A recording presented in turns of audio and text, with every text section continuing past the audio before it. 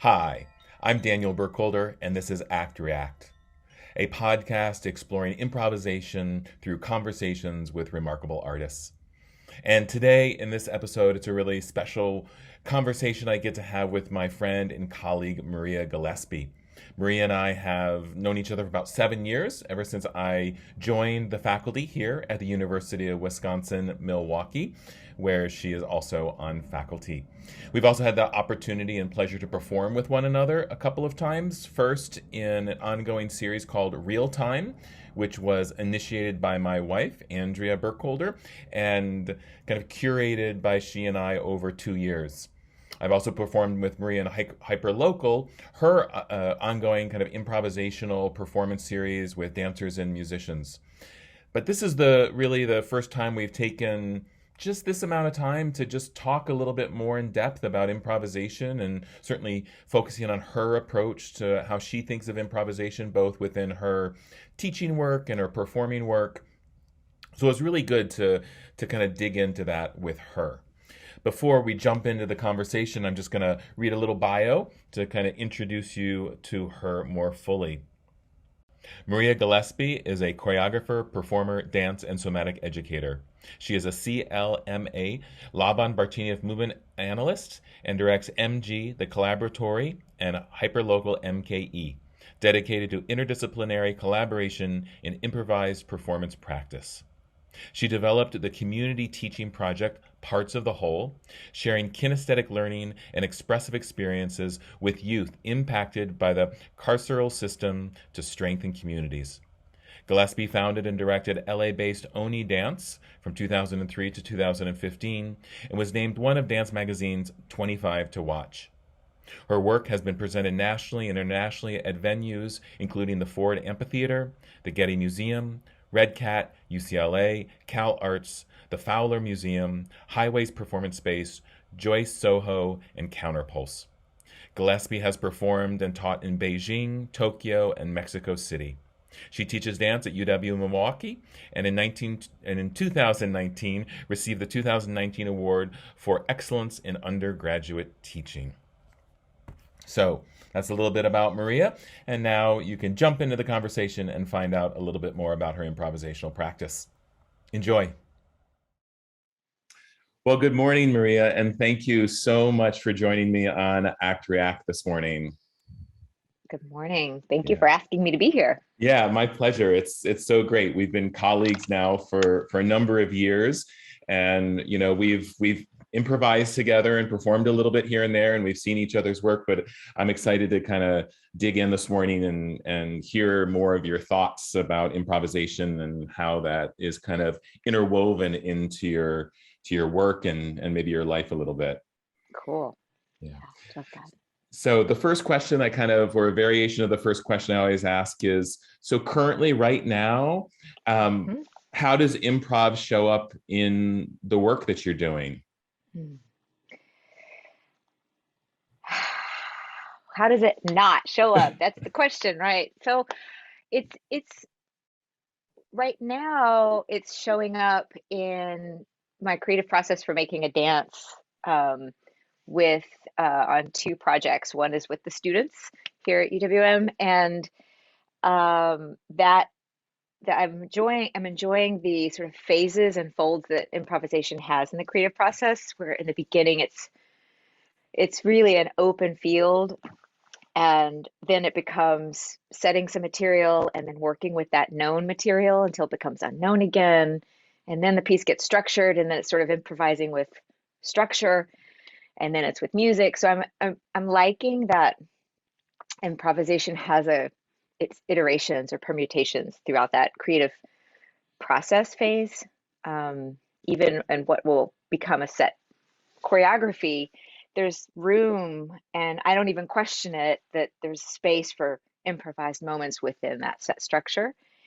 And I guess it's also showing up in my appreciation in trusting the students that I'm working with to live with that and to find themselves in that process of improvising. And that's really exciting to me, to see that and to trust them with a performance that's improvised, or sections that's improvised. So that's how it's showing up in that realm with the student project.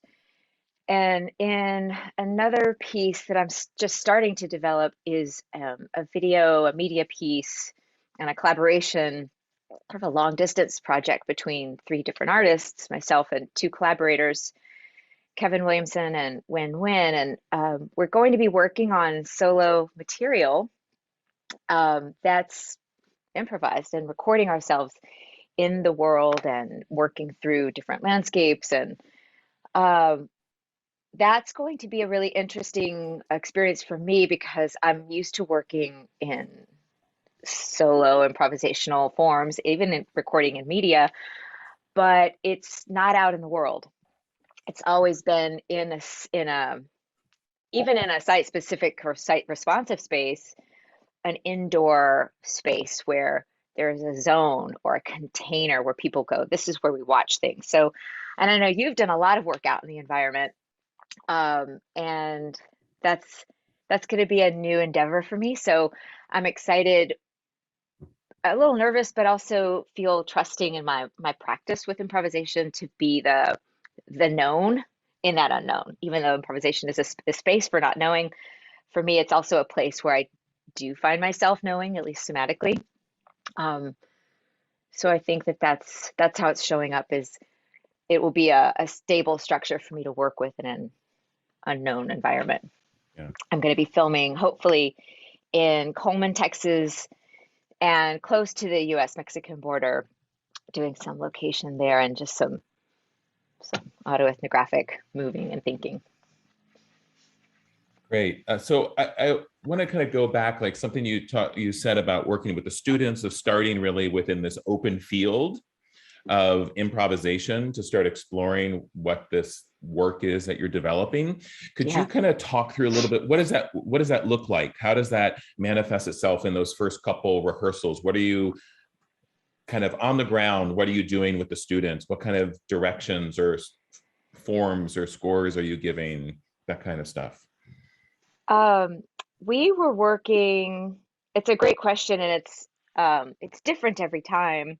And this time, the work is about how movement is an inscription in our body, and playing with, or I guess a little bit mystified by how that's often not legible to the outside, to viewers. That knowledge, whether that's sort of DNA information, or if that's muscle memory and fascial memory, or just somatic curiosities, often those are things that are not seen. So we're working with sort of tracking impulses in the body and how to make them visual through drawing. So we didn't start with drawing, literally with charcoal on paper. We started thinking about how your movements are tracking from the floor, from the skinosphere, from the body into the floor and then into space, and finding some continuity. Oftentimes when I think maybe at an early level, but certainly it's complex to think about how your trace forms or how your body's pathway through spatial pulls is sometimes interrupted with impact into gravity. And that's often a place where I feel like through lines of tracking the body are. So we were really working with how our movements, our impulses from the interior, inner space, inner sphere, are coming into the skinosphere and then into space, and really playing with drawing with the body, imagining trace forms and imagining tentacles from our limbs, and how our movements that we're following impulses from inside become manifested in the kinesphere. So that was sort of an original, I think the first week was looking at just what are the movements, the impulses, and how do they land in space. And then it became a little bit more specific. We were looking at signatures and how movement signatures, but also how you sign your name, and making a connection between a movement impulse or preference or default or affinity and as a movement signature. and playing with making material. So each of them set material based on actually their name, the lettering of their name, and then some simple affinities. So we developed some set material from what those movement signatures were. Yeah. There's a couple of examples. So when you're making that transition from improvising to set material, are you improvising for a while and then saying, okay, go set some stuff, or are they really mining the improvisation specifically to like capture movements? Is it a direct or kind of like a translation from improvisation to set material? That's a great question. It's such a personal question for each person, each individual, how one makes, it's a really beautiful question, how one makes the spontaneous repeatable. And when I was guiding that process, it was, here's your prompt and go work with it for a while until things become attractive and an impulse that you repeat that you want to capture, or noticing what's curious or what's interesting that you notice yourself doing. And I call them kinesthetic snapshots, where I say, okay, if you notice something and you're curious about it, or it's an interesting place, so you find yourself slowing down there and asking questions, take a kinesthetic snapshot of that, and it kind of goes into your little collection, piggy bank of ideas or gestures or ways to be in the moment. And then it becomes, kind of stringing these together in some way that the students would do. I did not do that for them. They authored that sequence or collections, which is a beautiful, really personal experience. I find the way that people, do the sort of syntax of building a language in their body is, I don't want to author that for people. But then at this phase, at the end of the phase, it's like, then I go, I'm going to move stuff around. But in the beginning, when it's very sort of raw and creative and personal, I like to let them put their sort of strand together of ideas. Yeah, that's wonderful. And then you kind of also, I just want to kind of keep digging into this a little bit, because I'm really curious about all these ways that improvisation manifests itself. And often I think when we talk about it, we're talking specifically about the body making movement spontaneously, but you also alluded to the fact of like the choreographic process as an improvisational process. Of like, as each layer keeps revealing itself, you're continually improvising with how you're putting it together, how you're playing with the structure. And so I'm curious about that process and how you see the choreographic process as an improvisational process, because that's at least what I was hearing you allude to a certain degree. I don't know if I was reading that totally right, but. Yeah, I think you are. I didn't even think of that so clearly as you just said it. I was thinking about the different sort of permutations or behaviors that improvisation has throughout the process, but weaving those different permutations of how I utilize it and how the students utilize it or collaborators utilize it, definitely has a kind of pathway, an overarching structure. And it's something I've been thinking about a lot with trusting myself and this, I don't know if it's this moment in my life or it's every moment and I just forget that I keep having these moments. It's always new. Is that I'm always second guessing. I'm constantly in an analytical state. And the analytical state is a great place. It's where I get to kind of, untangle theories that have become agreements or something, that they've somehow become galvanized and permanent. And so I feel like when I'm making a work and I'm not really, I kind of lost my point there. I was thinking about improvising and trusting myself and letting the rehearsal space, the creative process space, be a place where I can say yes to trusting my gut, and using it as a space to to listen and be with and not always analyze my instincts. And I'm sort of trained to always, analyze what I'm doing and criticize it and be hypercritical of myself. So I think that's what I've been saying yes to is, and when I do that with the students, things flow. When I get out of my way and saying, is that the right space? Does it make sense there? Who hasn't had enough space? What's the right order? Who should dance now? It feels like I'm wrestling with the work. And I feel like the improvisation process that's the overarching structure is me watching it and letting it run its course and kind of steering it or pressing it a little bit and trusting my gut, like actually being spontaneous. I think that's what you are getting at, right? Yeah. What is the overarching structure? And for me, it's allowing freedom so that I can say yes to myself. And after a couple years of being like hypercritical and reflecting in and pandemic, yes, and all these things that we're working through at work, to actually say, you've got a lot, and run with it and share it. Yeah, it's interesting as you're kind of describing that process, and this process of saying yes to your own kind of intuition in a way in the moment, is this idea that I often kind of sit with is like the intuitive is not kind of the reflexive. It's intuition is based on experience. It's not just based on like hardwiring, like response or reaction.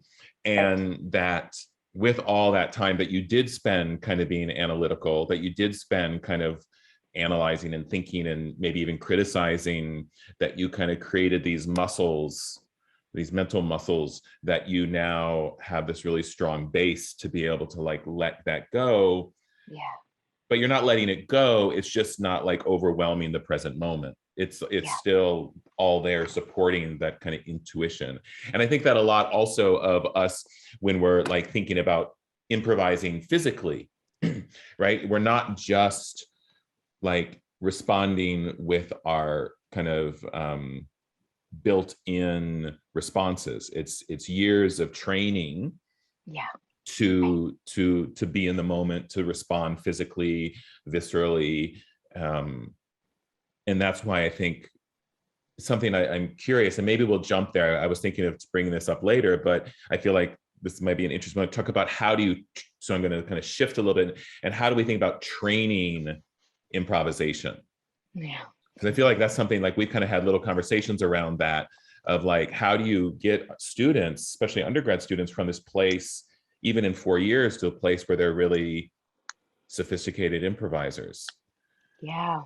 And so I'm curious, like when you think about like working with students in this context, or even just like getting them ready to like perform improvisationally, like what are the things that you feel are necessary to offer or to cultivate or to develop? Yeah. It's such an intense question for me right now, Daniel. It's one of the places where I'm not trusting myself, actually, where I'm at a space and a place of wanting to interrupt my practice as the fold through which I impart knowledge to others. Like I'm actually could have a kind of meta moment that I don't know that that's the right thing to do anymore, or for the next year, whatever anymore turns into. And so before I get into the specifics or the sort of pedagogical experiences or ideas, I think I have to zoom out and say, I I believe that I do have a lot of experience to offer as a sort of a template for students to learn improvisation and to train them. And maybe ultimately, I believe that improvisation as a physical practice for moving and learning, moving in a collective space, is a place for unlearning things. And I feel like that's when I do that individually and I'm in a sort of a solo or a somatic space, when I'm in my flow, my surrender state, I am unlearning. I'm in a space of not knowing, and it's a very beautiful, sublime, sacred space. And when that leaves my container and enters a public space and a social space and a shared environment, that's where I feel like the important moments of teaching are how to convey what you're doing to someone else, and without it being through language, written or spoken. And maybe sometimes it is because we write scores and we yell them out, and that's a part of it too sometimes. So I feel like what I am most interested in, and because I feel like improvisation is a sacred space of not knowing, not having to know. What is important is when we become responsible with other people, creating environments, creating containers with other dancers or other musicians or performers of any kind. That's where the lessons come in. That's where the tactics, the scores, the language, the practice, the theories, the negotiations come in, is when it's involving other people. And that's I think that's where I work when I'm teaching improvisation. I feel like I can give lots and lots of space and scores and prompts for the solo working. And that's sort of an endless universe, right? The inside the body is an endless universe. And as soon as it becomes a relationship with a space, an environment, and a social environment, and then a human, though, I think that it's important to have specific guidelines for communication, for relating to and with. So those are the things that I think I'm working on a lot in teaching improvisation, is how do you make something known to someone else? How do you read someone else? How do you respond? What are those skills? I don't have it like codified or figured out, but that's always the things that I'm talking through as I'm teaching. How we connect with our eyes or our voice and our movement, with our speed, with our intent, to another dancer, to make what our experience is, if not explicit, at least somewhat legible, so that a communication can happen, a call and response can happen. Yeah. I don't know if I No, went off on a tangent there. No, that was great. That was really, I mean, it was very kind of like meta in a way, right? Like just this whole container that you're working with, and it makes sense because I'm also, the other thing I want to like get to is hyperlocal, of course, and talk about that. But I'm in this moment, I'm curious about, and I guess maybe to acknowledge right now that my perspective when I think about improvisation is this modern, postmodern, contemporary, somatic lineage. Yeah. Right. And sure. And so when I'm working teaching and I have students who maybe have other lineages that they're bringing to it, the question is, how much am I teaching what I know without feeling like I'm completely disregarding what they know, or just imposing this perspective? And I mean, sometimes when you go and study with a teacher, that's why you're studying with the teacher, because you want to know what they know, right? They're purposely, you're pushing yourself out of what you know to explore what they know. So there is that, but at the same time, acknowledging that there's different lineages of improvisation, movement, dance, improvisation, that have different goals and different desires embedded in them. And so my question, if I'm maybe leading to a question eventually here, is that like, how do you work with all of those different perspectives and like challenge them and honor them? And I know that's part of the mix. I know that's part of the like ambiguous, unknowing, not knowing probably state. But I'm curious, like, any thoughts you have around that? Yeah, I have a lot of thoughts about that. And it does come up for me in hyperlocal too. It comes up for me in the classroom. Um,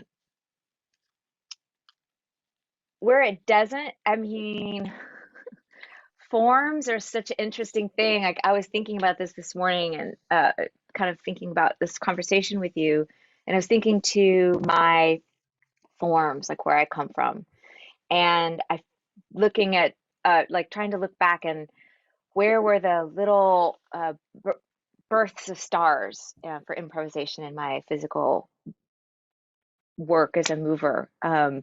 And those stars were born like the knowledge in my body lit up when I did social practices, tango, salsa, and contact improvisation.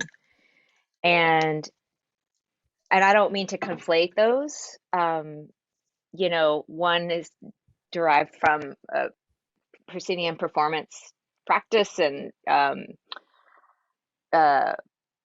and one is, participatory practice and a social form. And so, what I was noticing about those is that they're very specific containers, very specific techniques, like interpersonal, physical, the physics of them are really specific. But in diving into those specificities, even when they weren't my own, like going into, Buenos Aires and studying there, it's not, I'm not South American, I'm not Argentine. This is not mine, but I went in to learn how to, and I talk about this sometimes in class. It's like a teacup, learning to make a teacup. There's a lot of different ways to make a lot of different teacups, but this is the way that this group makes this teacup. So practice it. And it really helped me when I embraced a singular form. And there's a lot of other forms that we've all practiced, but I'm just speaking about these because they're improvisational. It helped me understand the through lines and the connecting points between multiple forms so that I can make those or highlight those to my students when I am teaching from my postmodern dance lineage. So I think I'm trying to make a link. I'm trying to get to your question. How do I do that in class? Is making it about the trying to make the compositional decisions less about the frame. And I do love making compositional decisions about the frame, like that's exciting to me. But I'm trying to more often share ways to make compositional decisions about the relationship to the person or the music. I feel like that's another thing is there's been a divorce between, from the postmodern lineage between music and dance, and that there's some attempt at democracy with that. But that's totally problematic too. And trying to make a space to be with the music, to respond to the music as an impulse for communication. So that's another piece that I'm working with in teaching improvisation too. Whereas I look back, 10, 15 years ago, I would have said, no, we're not dancing with music. And I've just alienated half my students. You know what I mean? So it's actually, there's a piece about, culturally relevant pedagogy, but then there's a piece about actually, how do you welcome a relationship between people, and participating and sharing music and moving together is the way that I first enjoyed improvisation. It's salsa and tango. It's like, oh, right, we're dancing to the music together. And that's something I'm really just trying to own and recognize. And so I know some students, when I kind of think about, okay, put on my teacher hat, they feel not just comfortable, but they feel alive, they feel inspired, they feel connected and joyful. And that's a much better place to start than now I have to dance and I don't know improvisation. They just turned off the music. Like, that's horrible. That's a horrible environment to be in. If it's not what you wake up for breakfast eating every day, you know? So I think I'm trying to make space for music and interpersonal relationships in class, but also in larger frameworks too. Yeah, so maybe that was, so I think you kind of captured that really beautifully, that whole kind of mix and process and challenge of all of that. And so, and as you alluded to, that relates to your work with hyperlocal. So, I mean, maybe we could just take a minute here as a little like sidebar of, because I want to come back to this issue in a moment, but for people that might be listening to this that haven't been to a hyperlocal performance, what is hyperlocal? Okay, great. It's changing. That's what it is. It is evolving. Hyperlocal, I can talk about where it came from, and what initiated it was not being from Milwaukee, and my collaborators were always out of state. I performed out of state. I rehearsed out of state. I went home a lot because, you know, my family is not here. So I would come back and I was like, well, what do I do? I need to make that family here. And so I needed some kind of organizing structure for performing, and I needed it to be about making it here and doing it here. And so the term hyperlocal is kind of connoting a structure where something is made and consumed in the same space, where it's not brought in, it's not imported and exported, and there's not an exchange, and it's very low stakes. So the people that are designing it, or the people creating it, or the people sharing it. And I also needed a place to be in conversation through improvisation.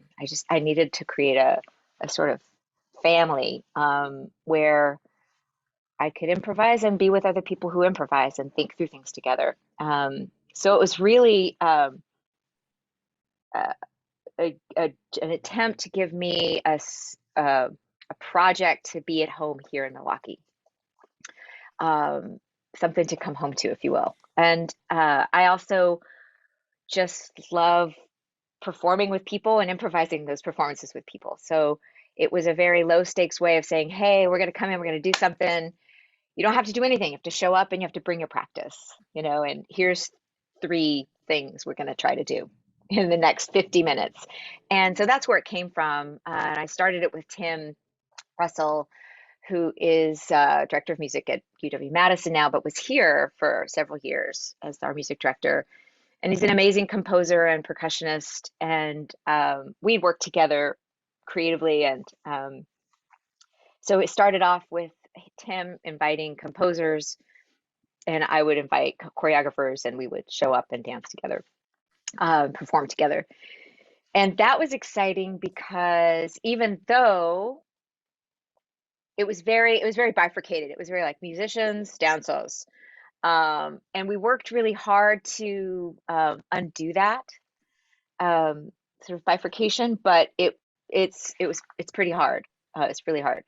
So, you know, musicians want to hear each other and see each other, so they're over here. Dancers need a lot of room, so we're in front of them over here. So it was already the conditions that made it what it is were showing up in the form.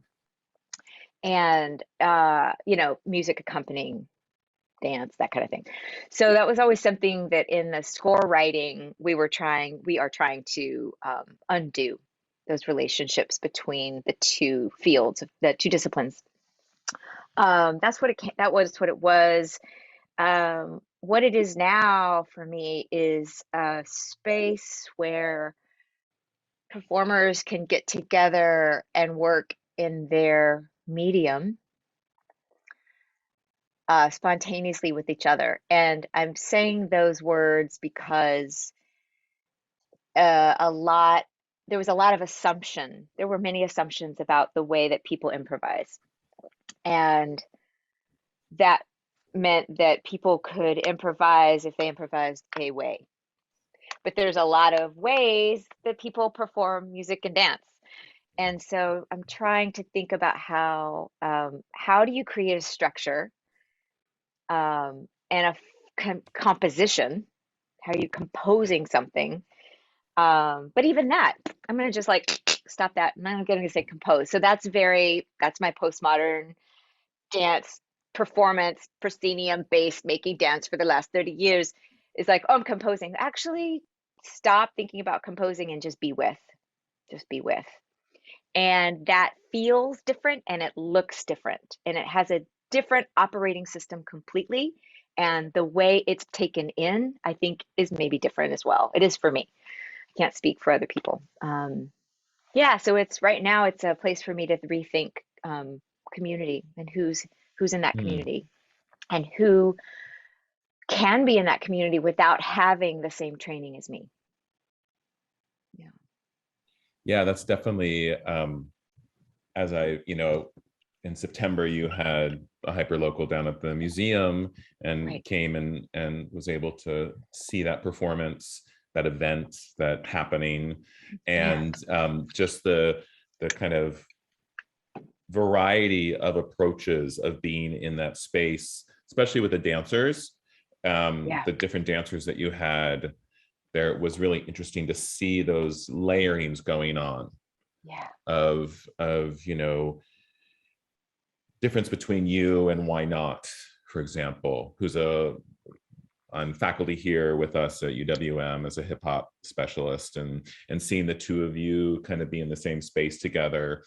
And it very much became about how do these relationships get negotiated or explored in this time without needing to separate from who you are, right? Like Why Not didn't have to stop being a hip hop artist to be in this space.